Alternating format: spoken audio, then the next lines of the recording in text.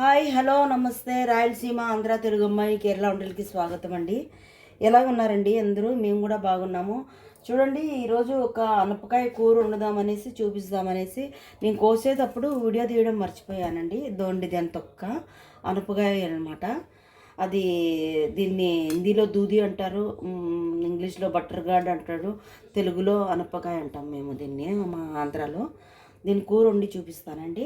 దీనికి కావాల్సింది ఉల్లిపాయలండి, అలాగే టమాటా పండ్లు, ఇందులో అల్లము ఎల్లిపాయ పచ్చిమిరపకాయలు వేసి దంచి పెట్టుకున్నానండి. నేను పేస్ట్ చేసి ఇలాగ దంచి ఒక్కలుగా దంచి పెట్టుకున్నాను. దానికి కావాల్సింది కొంచెం జీలకర్ర పొడి అండి, పసుపు అలాగే జీలకర్ర, అలాగే కొంచెం కారం అండి. పచ్చిమిరపకాయలు వేసాం కాబట్టి ఎక్కువ అవసరం లేదు. తర్వాత నూనె అండి, నూనె అలాగే ఉప్పు అండి కావాల్సింది. నేను చూపిస్తానండి. ఆయిల్ వేస్తున్నానండి, కొంచెం ఆయిల్ వేస్తున్నాను, ఎక్కువ వేయట్లేదు, కొంచెం అంతైతే సరిపోతుందండి.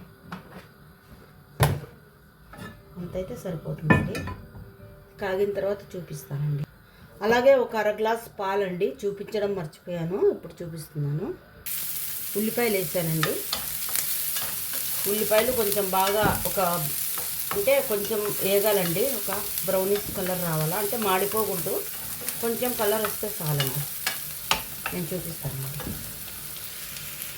చూడండి, కొంచెం వేగాయి. ఇందులోకి ఈ పేస్ట్ మనం రెడీ చేసి పెట్టుకున్నాం కదా, ఈ పేస్ట్ వేస్తామండి.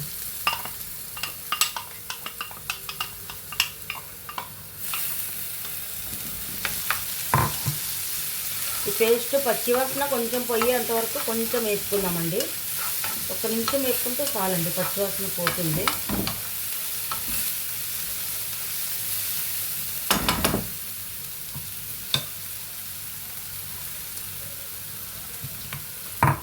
చూడండి, కొంచెం పచ్చివాసన పోయింది. ఇప్పుడు టమాటాలు వేసుకుందామండి.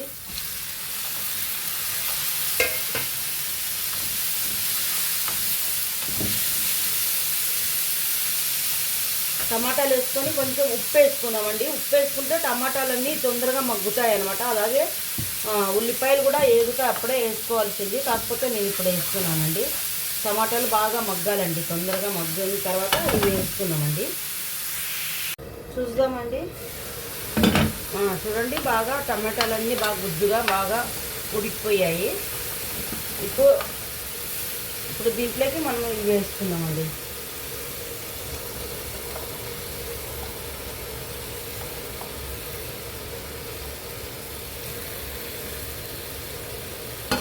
చూడండి, ఇవి వేసాను.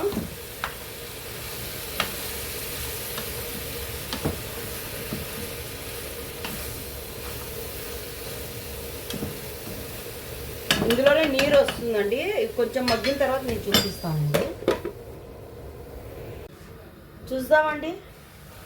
చూడండి, నీళ్ళు వేయకపోయినా కూడా నీళ్ళు కొంచెం వచ్చాయి ఇందులోకి.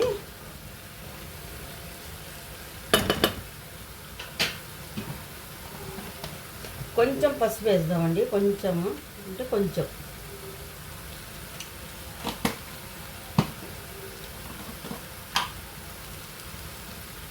కొంచెం జీలకర్ర పౌడర్ అండి, కొంచెం వేస్తున్నాను. కొంచెం వేస్తే టేస్ట్ ఉంటుందండి, వేరే ఏం లేదు. అలాగే పచ్చిమిరపకాయలు వేసాము, కారం వేయాల్సిన అవసరం లేదు, అయినా కానీ కొంచెం కారం వేస్తున్నానండి, కొంచెం ఒక అర టీ స్పూన్.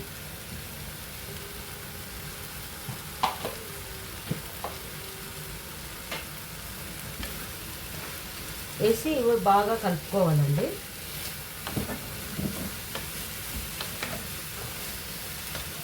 చాలా టేస్ట్గా ఉంటుందండి ఈ కూర, ఒకసారి ట్రై చేయండి.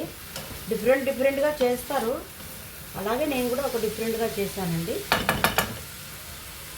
ఇందులోకి పాలు వేసుకున్నామండి. ఇదో ఒక అర గ్లాస్ పాలు వేసుకున్నామండి.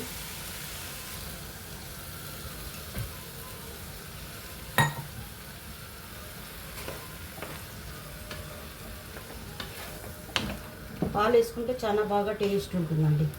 ఇంకా నీళ్ళు వేయాల్సిన అవసరం లేదు. ఇందులోకి మూత వేసుకున్నామండి. మూత వేసుకొని ఒక 5 మినిట్స్ తర్వాత చూపిస్తానండి. చూడండి, బాగా ఉడికిపోయి అది పాలన్నీ దగ్గరికి వచ్చేసాయి. ఇంకా ఇందులోకి ఇంక వేరే ఏం వేయాల్సిన అవసరం లేదండి. మన కరేపాకు వేసేసి దించుకుందామండి. ఇంకా అంతేనండి, ఇంక వేరే ఏం లేదు. కరేపాకు అండి తుంచేస్తున్నాను. తుంచేస్తే టేస్ట్ అనేది బాగా వస్తుందండి, అందు గురించి.